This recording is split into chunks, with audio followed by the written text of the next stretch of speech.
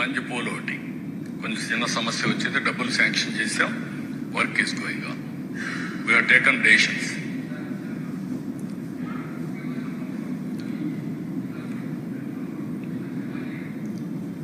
నేను ఒకటి కాదు, మీరు గుర్తుపెట్టుకోవాల్సింది ఇబ్బందులు చాలా ఉన్నాయి. దిగమింగి అనునిత్యం రోజుకు 1 గంట అయినా నేను ఫైనాన్స్ లో కూర్చొని మాట్లాడుకుంటున్నాం. ఏ విధంగా చేయాలని ఆలోచిస్తున్నాం. అది కూడా ఒక రైట్ టైంలో మీతో మాట్లాడతాను. ఒక 11 సీట్లతో బుద్ధి చెప్పిన తర్వాత కూడా బుద్ధి మారకుండా ఏ విధంగా వీళ్ళు అడ్డపడుతున్నారో రైట్ టైంలో I will place before you with documentary evidence. అది ప్రజాద్రోహం. నేను ఆస్తులు తాకట్టు పెట్టడంలో, మద్యం ఆదాయాన్ని తాకట్టు పెట్టడంలో, కానీ ఒక క్రెడిబిలిటీతో ఎక్కడ కూడా సంక్షేమం ఆగకూడదు. అభివృద్ధి ఆగితే ఆదాయం తగ్గిపోతుంది. 2 బ్యాలెన్స్ చేయడానికి సమాంతరంగా తీసుకుపోతున్నాం. దాని మీద ఎన్ని ఆటలాడని ఆడుతున్నారు సార్. ఇప్పుడు మీరు ఈ 3 నిమిషాల్లో మీరు ప్రజలందరికీ మీరు ఏం చెప్పారంటే, ఏం కన్వే చేశారంటే, ఒకటి, మీరు ఎవ్వరే కానీ మిమ్మల్ని ఏమన్నా ప్రశ్నలు అడిగితే మీరు ఉపేక్షించరు. అది ఎవరు, ప్రతిపక్షమే కాదు, ప్రజలను ఉద్దేశించి కూడా చెప్పినారు. ప్రజలు కూడా అని అన్నారనమాట. రెండవది, మీరు ప్రతిరోజు 1 గంట సేపు ఆర్థిక డిపార్ట్మెంట్తో, ఫైనాన్స్ డిపార్ట్మెంట్తో కూర్చొని మీరు సమీక్ష జరుపుతున్నారని. సార్, మాకు తెలిసి మేము కూడా 5 సంవత్సరాలు నేను కూడా ఆర్థిక శాఖ మంత్రిగా పనిచేశాను.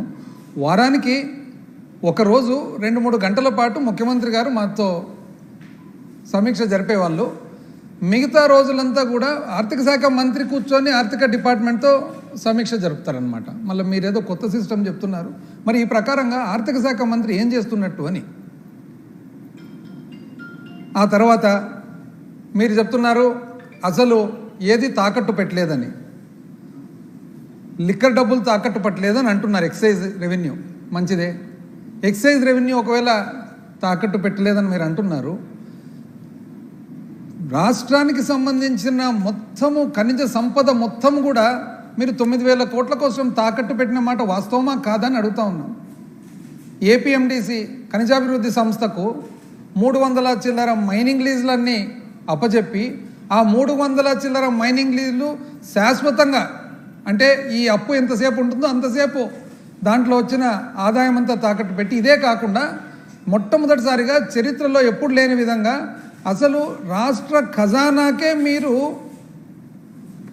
ఎవరైతే డిబెంచర్స్ ద్వారా, బాండ్స్ ద్వారా అప్పు ఇచ్చినారో వాళ్లకు మీరు డబ్బులు కట్టకుంటే, రాష్ట్రం డబ్బులు కట్టకుంటే రాష్ట్ర ఖజానా నుంచి డైరెక్ట్గా తీసుకుంటే దానికి మీరు పర్మిషన్ ఇచ్చినారండి. మీరు ఎట్లా చెప్తారండి ఇది తాకట్టు పెట్టలేదని చెప్పేసి?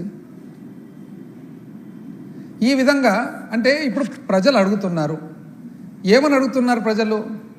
మీరు చెప్పిండేదే కదా అడుగుతుండేది. సపరేట్గా ఏమన్నా అడిగారా?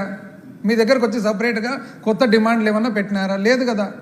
మీరు ఎన్నికల ముందర ఏం చెప్పినారు? ఇంటింటికి పోయిన మాట వాస్తవమా కాదా? ఇంటింటికి పోయి ఏ విధంగా ఆయన చాలా పాపులర్ అయినాడు చూడండి, నీకు 15 నీకు 15 అని మంత్రి. అట్లా ఒక్కొక్క ఇంటికి పోవడము, ఇంటికి పోయి అమ్మ ఎంతమంది ఉండారమ్మా మీ ఇంట్లో? 3 నాయన. ఇప్పుడు అమ్మఒడి ఎంతమందికి వస్తుందమ్మా? 1కి. మేము వస్తే 3కి ఇస్తానమ్మా అని చెప్పి ఇట్లా పేపర్ తీసుకొని పేపర్లో టేబుల్ వేసి 1 తల్లికి వందనం, 3 పిల్లలు, ఇంటూ 15,000, 45,000 రాసిన మాట వాస్తవమా కదా? అమ్మ మీ ఇంట్లో పెన్షన్ వస్తుందమ్మా అంటే ఇంకా రావడం లేదు. ఎందుకు అంటే మా అత్తకు ఇంకా 60 నిండలేనాయన అంటే, అట్లనా? మేము వస్తే 4,000 అమ్మా, 48,000 సంవత్సరానికి మేము వస్తే, 58 అయినా పర్వాలేదమ్మా, 50 ఏళ్ళ నుంచే పెన్షన్ ఇస్తాం. అమ్మ నీకేమన్నా వస్తుందమ్మా అంటే, నాకేం రావడం లేదు నాయన. నీకు రావడం లేదా? 18 ఏళ్ళు నిండుతానే నెలకు 1,500 అమ్మా మీకు వచ్చేది, 1,500. వ్యవసాయదారులు ఎవరైనా ఉన్నారమ్మా మీ ఇంట్లో అంటే, ఉండారు నాయన, మా ఆయన వ్యవసాయమే చేస్తే. అట్లనా? 12,500 ఇప్పుడు రైతు భరోసా కాకుండా 20,000 రూపాయలమ్మా మేము ఇచ్చేదని, మళ్ళీ 20. పిల్లలు ఎవరైనా ఉద్యోగం లేని వాళ్ళు ఉన్నారంటే నా కొడుకు చదువులు అయిపోయినాయి నాయన ఇంకా ఇంతవరకు ఉద్యోగం రాలేదు. ఉద్యోగం రాలేదా మీకు? అరే 3,000 రూపాయలమ్మా, 3,000 నెలకు, నీకేం దిగులే లేదు.